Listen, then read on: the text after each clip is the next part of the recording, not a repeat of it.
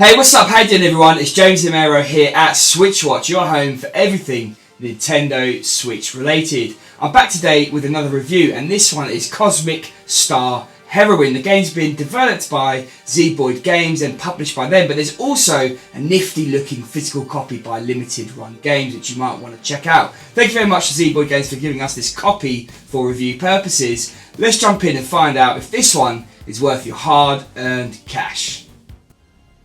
Cosmic Star Heroine is a turn-based 2D RPG inspired by the likes of Chrono Trigger, Suikoden and other 2D JRPGs over the years.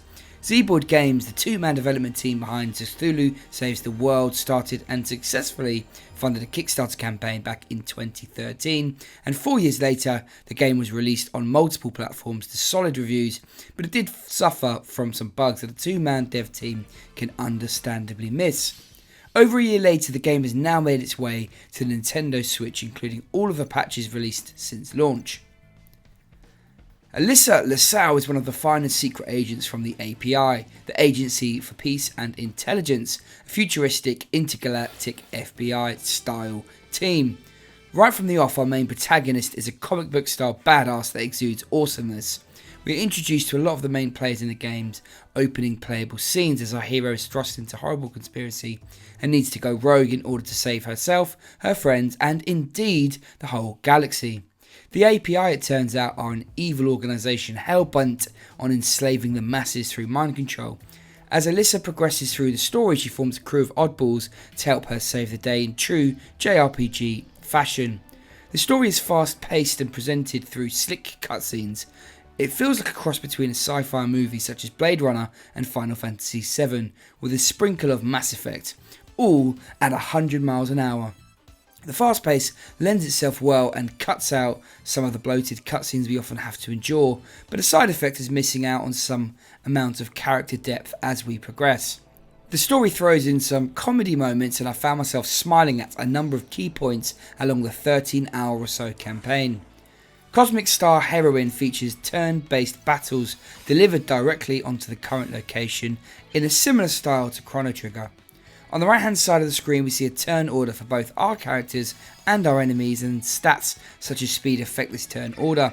This ability to have battles directly without the need to load a separate screen is presented through monsters prowling.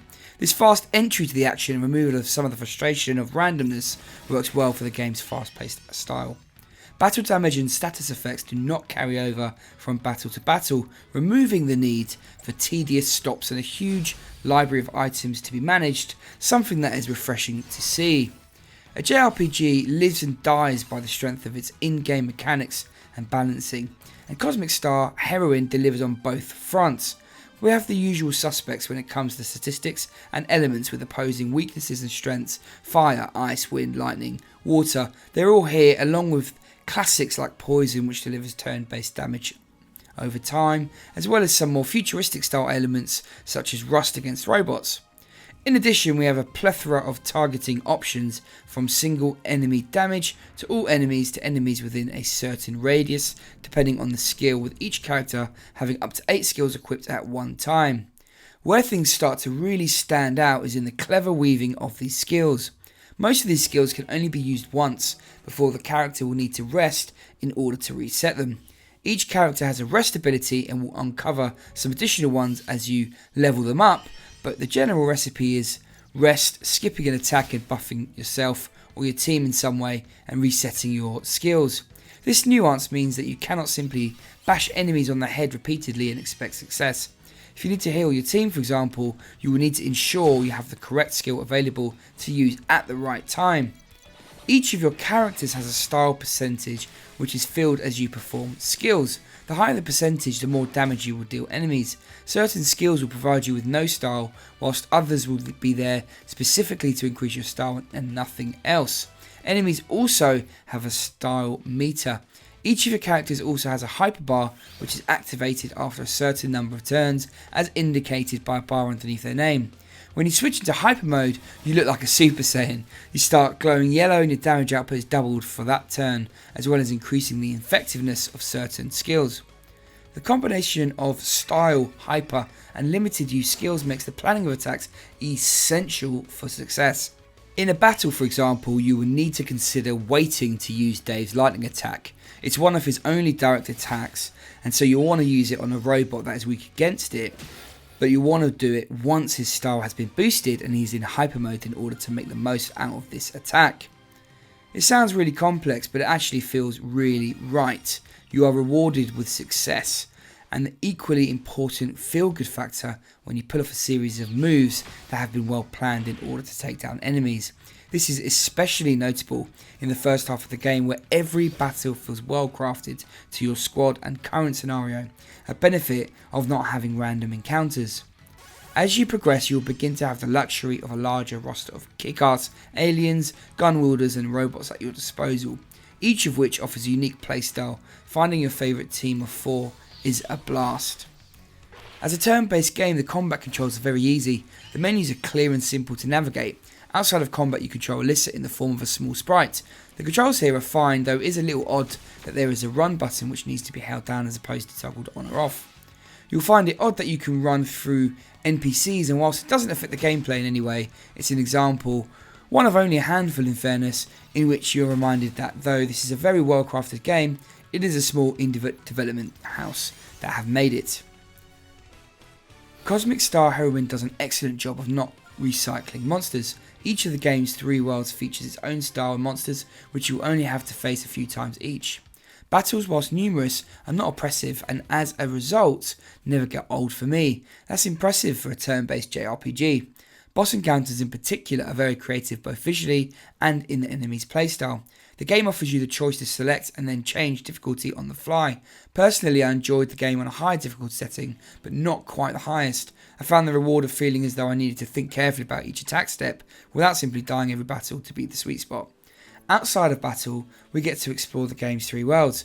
These sections are rewarding those who do exploration with a number of secrets to discover, but in keeping with the pace theme, are never dragged out for the sake of it. At about 2/3 of the way through the game, we are treated to our own ship and can explore these worlds at our own pace, with a simplified Mass Effect Normandy style hub ship to visit and then use to get between worlds, which offers a nice respite and a place to stock up on improved equipment. The game never keeps us out of battle for too long, and the balancing throughout is excellent. Only towards the end, when we have access to so many more characters and the number of battles in which we may have experienced will have a larger variance, did battles not feel 100% tailored.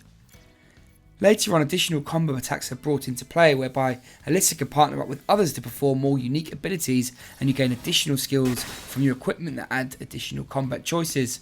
Once in control of your ship, you can also recruit passive allies and choose one which will give you a passive battle perk. These touches keep you from ever reaching boredom in battle. The action available brings back fun to turn-based action. It removes some of the tedium, things like just bashing an attack and removing status elements outside of battle. It does this while keeping the game moving at a fast pace and without getting overly bogged down in menus and sub-menus, which is an impressive and well-considered feat.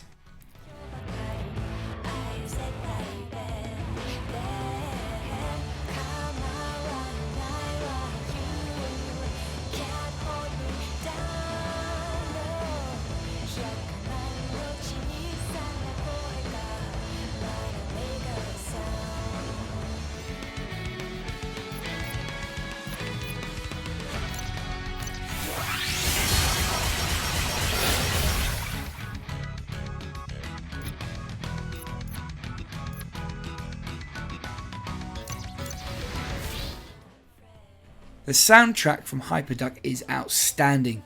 It smacks you in the ears and drags you willingly back to the best of the 16-bit days. Each track is lovingly crafted with a range of vibes to suit the setting perfectly, from battle to betrayal.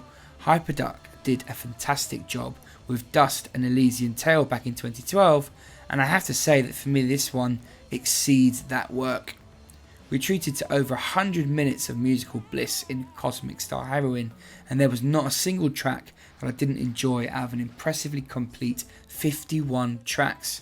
Certain games are elevated by their audio, and this is a shining example of that. Sound effects are simple and effective. Blasts and slashes, explosions and crushes are all used well during combat. Whilst the audio of Cosmic Star Heroine is exceptional, it's fair to say that the visuals are no slouch either. Artistically, the game has an extremely strong aura. It's a strong set of characters within a well-realised futuristic setting that is influenced by sci-fi works of the 80s. The game's characters are cliche, but in a good way. We have a cast of cool characters, evil ones and funny ones thrown in, backed up by mega robots, evil dragons and everything in between. The cutscenes in particular are glorious examples of pixel art at its finest. These short scenes look amazing and are presented in interesting ways using interesting angles. They only let down on one or two occasions when some iffy textures appear in the background. In-game, the low fidelity sprites are well drawn to their intentionally low pixel count, an art form which is ironically harder to do than more modern techniques.